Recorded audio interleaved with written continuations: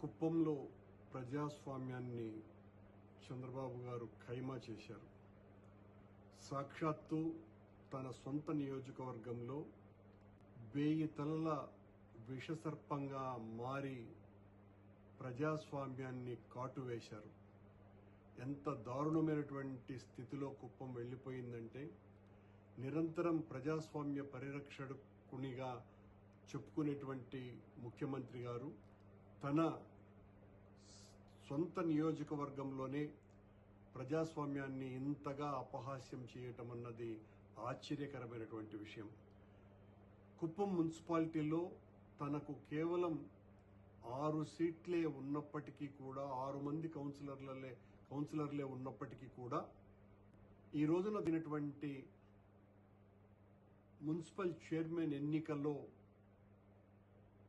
YSR Congress party అభ్యర్థుల్ని ఒక్కొక్కరిని దాదాపు 50 లక్షల రూపాయలతో కొనివేసి ప్రజాస్వామ్యాన్ని రక్షించేటువంటి వ్యక్తిని అని చెప్పుకునేటువంటి చంద్రబాబు నాయుడు గారు చేసినటువంటి నిర్వాకం వలన రాష్ట్రం యావత్తు ఈ రోజున ఆశ్చర్యంగా కుప్పం వైపు చూస్తోంది. ఇంత దారుణమా?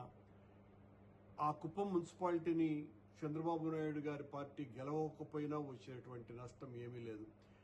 ఆయన కూటమి ప్రభుత్వం అధికారంలోకి వచ్చిన తర్వాత మేము రాష్ట్రంలో ఎక్కడ ఎవ్వరు ఇతర పార్టీల వాళ్ళు మా పార్టీలోకి చేరాలని వచ్చినా వాళ్లను చేర్చుకునేటువంటి ప్రసక్తి లేనే లేదు. వాళ్లను చేర్చుకొని మేము మా పార్టీని బలోపేతం చేసుకోవాల్సినటువంటి అవసరం మాకు లేదు అని పదే పదే చెప్పినటువంటి ముఖ్యమంత్రి గారు గత 2-3 నెలలుగా రాష్ట్రంలో జరుగుతున్నటువంటి అనేక మున్సిపల్ మరియు స్థానిక సంస్థల ఎన్నికలలో తెలుగుదేశం కూటమి ప్రభుత్వం చేస్తున్నటువంటి దారుణాలని ప్రజలందరూ కూడా గమనిస్తున్నారు. విశాఖపట్నం మున్సిపాలిటీ కావచ్చును, గుంటూరు మున్సిపాలిటీ కావచ్చును, తిరుపతి కార్పొరేషన్ కావచ్చును, ఇలా అనేక ప్రాంతాలలో మీరు చేసినటువంటి చేష్టల వలన ప్రజలందరూ కూడా కూటమి ప్రభుత్వం పట్ల ఒక ఏహ్యభావాన్ని ఏర్పరచుకుంటున్నారు.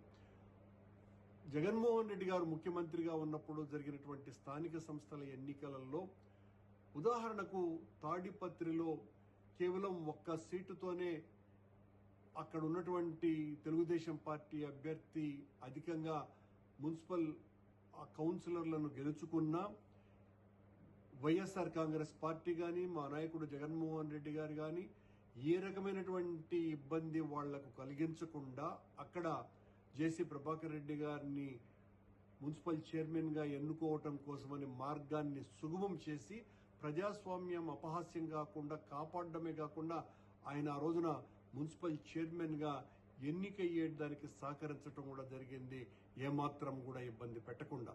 కానీ ఈ రోజున వీళ్లకు అనేక చోట్ల ఏ రకమైనటువంటి మెజారిటీ లేకపోయినా పని కట్టుకొని వైఎస్ఆర్ కాంగ్రెస్ పార్టీని బదనాం చేయటానికి, బలహీనం చేయటానికి ఇలా కౌన్సిలర్లని, ఎంపీటీసీలని, వీళ్ళని కార్పొరేటర్లని అందరినీ కొనేసి మేము ప్రజాస్వామ్యాన్ని పరిరక్షించబోతున్నాము అనే మాటలు చెబుతూ ఉంటే ఇంతకంటే దారుణమైనటువంటి పరిస్థితి లేదు.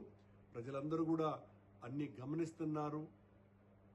ఇంత పాపపు కార్యక్రమాలు చేసేటువంటి వాళ్లను ఎట్టి పరిస్థితుల్లోనూ కూడా ప్రజాస్వామ్యం రక్షించదు, ప్రజలు హర్షించరు, ప్రజల ఆగ్రహానికి గురికాక తప్పదు.